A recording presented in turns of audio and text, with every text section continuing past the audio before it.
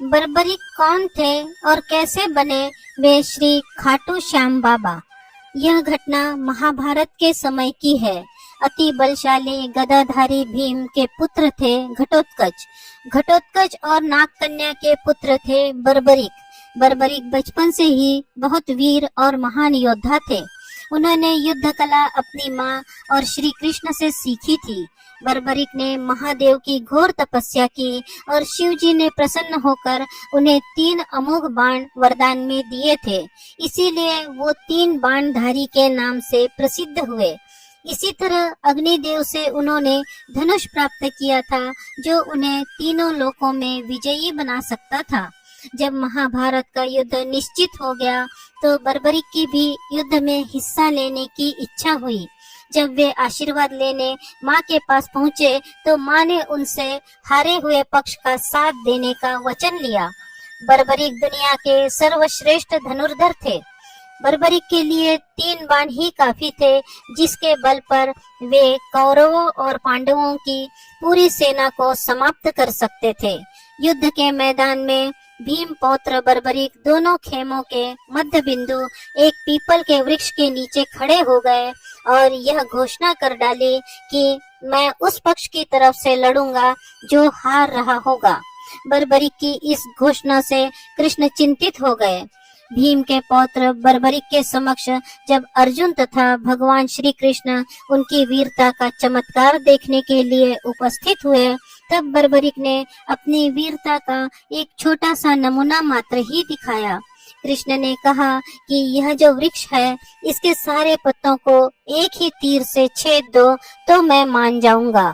बर्बरिक ने आज्ञा लेकर तीर को वृक्ष की ओर छोड़ दिया। जब तीर एक एक कर सारे पत्तों को छेदता जा रहा था, उसी दौरान एक पत्ता टूटकर नीचे गिर पड़ा। कृष्ण ने उस पत्ते पर यह सोचकर पैर रखकर उसे छुपा लिया कि यह छेद होने से बच जाएगा, लेकिन सभी पत्तों को छेदता हुआ वह तीर कृष्ण के पैरों के पास आकर रुक गया।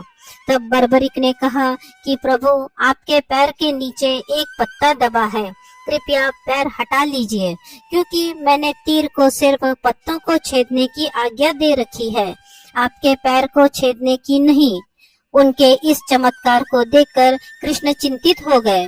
भगवान श्री कृष्ण यह बात जानते थे कि बर्बरिक प्रतिज्ञावश हारने वाला का साथ देंगे, और श्री कृष्ण यह भी जानते थे कि हार तो कौरवों की निश्चित है। यदि बर्बरिक ने कौरवों का साथ दिया तो परिणाम गलत पक्ष की ओर चला जाएगा। यह श्री कृष्ण नहीं चाहते थे। तब भगवान श्री कृष्ण ब्राह्मण का भेष बनाकर सुबह बर्बरिक के शिविर के द्वार पर पहुंच गए और दान मांगने लगे। बर्बरिक ने कहा, मांगो ब्राह्मण, क्या चाहिए? ब्राह्मण रूपी कृष्ण ने कहा कि तुम दे न सकोगे, लेकिन बर्बरिक कृष्ण के जाल में फंस गए और कृष्ण ने उनसे उनका शीश मांग लिया। बर्बरिक महान धनुर्धर होने के साथ वचन के पक्के भी थे। बर्बरिक ने अपना शीश काटने से पहले भगवान से विनती की वे सिर्फ एक बार अपने वास्तविक रूप के दर्शन करा दे।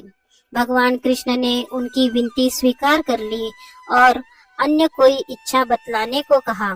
तब बर्बरिक बोले कि वो कटे सिर से के साथ ही पूरा युद्ध देखने की इच्छा रखते हैं।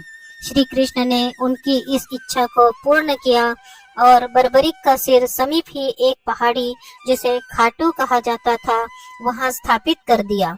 यहीं से बर्बरिक ने पूरे युद्ध को देखा। बर्बरिक ने अपने पितामह पांडवों की विजय हेतु स्वेच्छा से अपना शीश दान किया। बर्बरिक के इस बलिदान को देखकर श्री कृष्ण ने उनको एक वरदान दिया कि कलयुग में लोग उन्हें कृष्ण के अवतार की तरह पूजेंगे, क्योंकि उस युग में हारे हुए का साथ देने वाला ही श्याम नाम धारण करने में समर्थ होगा तथा सच्चे मन और प्रेम भाव से उनकी पूजा करने वाले की सभी मनोकामना पूर्ण होगी। आज बर्बरिक को श्री खाटू श्याम बाबा के नाम से पूजा जाता है। कहानी का सार, अपने दिए वचन का दृढ़ता से पालन करना और सच्चे मन से ईश्वर के प्रति पूर्ण समर्पण करना मनुष्य को ईश्वर के समकक्ष बना सकता है। यदि आपको यह धार्मिक कहानी अच्छी लगी हो तो प्लीज इसे लाइक करें, शेयर करें और इस चैनल को सब्सक्राइब करें। धन्यवाद।